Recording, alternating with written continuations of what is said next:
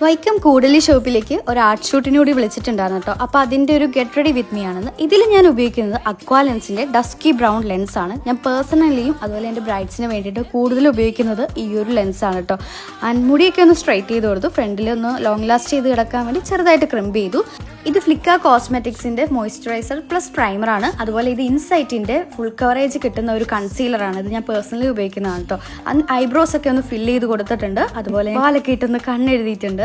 ഇത് makeup റോളൂഷൻ്റെ eyeshadow പാലറ്റാണ്. Eyeshadow ഇട്ടുകൊണ്ടിരുന്നപ്പോഴാണ് ഞാൻ ഓർത്തത്, എൻ്റെ ഡയറക്ടർ പറഞ്ഞിട്ടുണ്ടായിരുന്നു ഫേസിൽ അധികം ഗ്ലോ വേണ്ടെന്നുള്ളത്. അതുകൊണ്ട് ഞാനത് ഒഴിവാക്കി. അങ്ങനെ ഏറ്റവും കൂടുതൽ ബ്യൂട്ടിഫുൾ ആക്കുന്ന ലിപ്സ്റ്റിക് ഇട്ടു. അങ്ങനെ മസ്കാര കൂടി ഇട്ടപ്പോൾ എൻ്റെ ഫൈനൽ ലുക്ക് ഇവിടെ കംപ്ലീറ്റ് ആവുകയാണ്. അതുപോലെ ഞാൻ കുറച്ച് കമ്മൽ കൂടി എടുത്തിട്ടുണ്ടായിരുന്നു. അവിടെ ചെന്നിട്ട് ഏതാണ് കോസ്റ്റ്യൂം എന്താണ് സ്ക്രിപ്റ്റ് എന്നൊന്നും എനിക്കറിയില്ലായിരുന്നു.